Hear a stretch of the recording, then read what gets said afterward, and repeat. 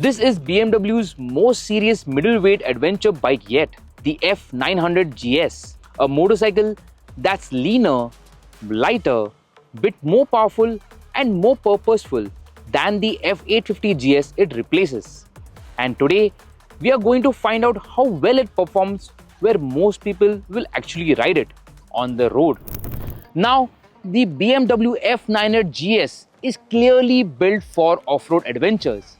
But let's be real, most buyers in India are going to be using it primarily on tarmac, from commuting to weekend rides to tours and those occasional trails. And that is exactly what we plan to do with this motorcycle. But before we get going, if you are new to our channel, do subscribe to Car and Bike for the latest news, reviews and updates from the world of cars and bikes from Car and Bike.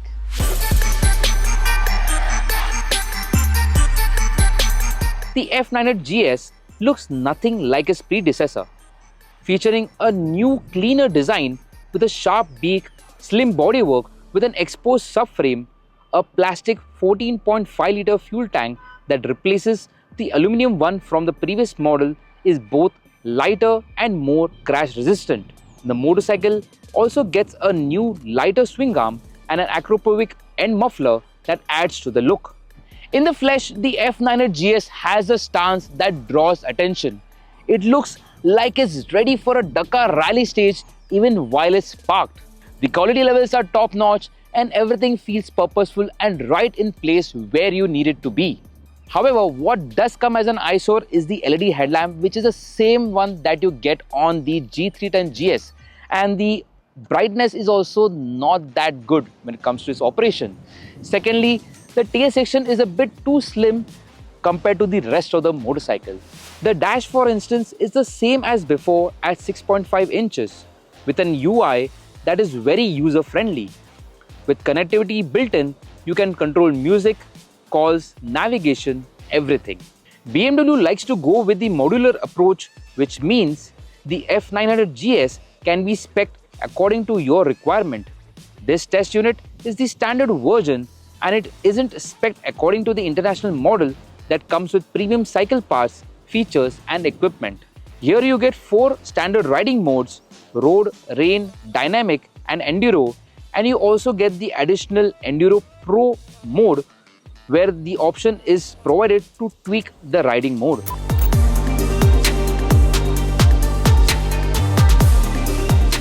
Ergonomically, this F900 GS is the Style Passion variant, which means it has a more accessible seat height of 835 mm and the seat is narrower where it meets the fuel tank. The handlebar is a bit of a stretch to reach, so that being said, it does give a more commanding stance, but otherwise it aids when you are standing on the pegs and riding the motorcycle.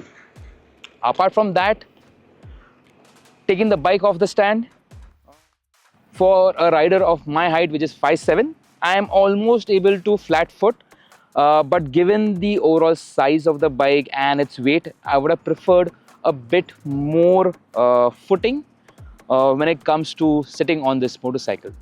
The riding triangle otherwise offers a commanding and upright stance.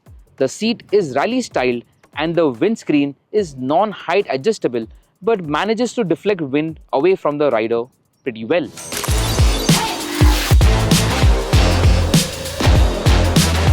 Powering the F900 GS is a 895cc parallel twin, the same motor from the F850 GS but with a 50cc bump and displacement and few other tweaks. The motor produces 10 bhp more at 103.5 bhp and 93 Nm of peak torque, which is accessible in the low and mid RPM range. It is a decent bump over the older 850 and it's noticeable. The motor pulls clean from 3000 RPM onwards and surges through the mid-range, making in-gear acceleration and highway overtakes effortless. In the city, the clutch doesn't feel too heavy and the low-end torque is fun yet intimidating. The 6-speed gearbox is well spaced out and shifts are seamless thanks to the bi-directional quick shifter. What's impressive is how refined this motor feels on the road. The vibes are well balanced, the throttle is smooth, and this motorcycle can cruise at 120 to 130 kmph all day long without breaking a sweat. And what makes this experience even more fun-filled and engaging is the raspy exhaust note of this parallel twin, courtesy of this Akrapovic N-Can.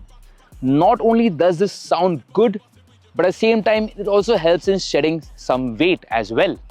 On that note, let me give you folks a listen on this exhaust note. Mode change to dynamic, and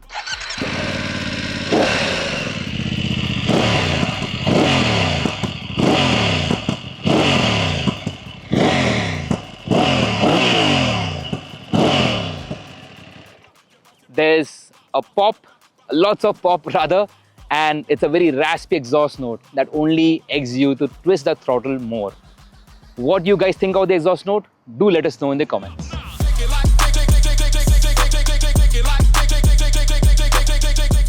To ride, this GS surprises how it handles on tarmac despite its off-road focused setup.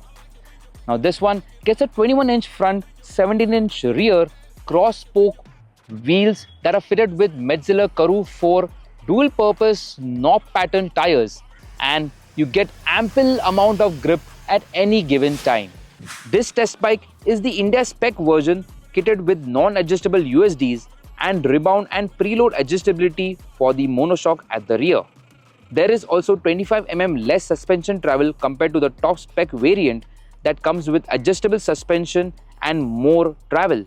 So there isn't much play in terms of the suspension at the front. However, with the current setup, the ride quality is good and pliant for the most bit, and it is only when the bike is ridden over sharp bumps and sequence of bad roads where it tends to get a bit firm and uncomfortable. Filtering through city traffic is very easily manageable thanks to the slim profile, commanding stance, light steering, and a very workable turning radius. Due to the 21/17 wheel setup, it is in the nature of such motorcycles to weave at high speeds. But thanks to the steering damper, this motorcycle stays stable up to speeds of 160 kmph. And while the overall riding stance works in favor of the motorcycle, the same can't be said about the seat. The cushioning is on the firmer side, so unless you're used to firm seats, you are looking at taking frequent breaks to get off this saddle.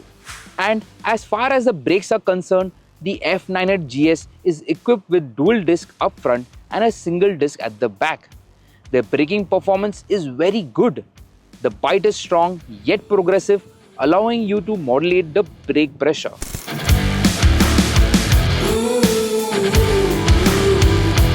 Coming to the verdict, the BMW F900 GS is a substantial upgrade compared to the F850 GS it replaces. The motor not only packs more power, but the motorcycle overall is now lighter by 14 kgs, and together that only means a good thing. That said, this machine is now more agile, more capable, packs more performance, and more importantly, it has got more fun factor as well.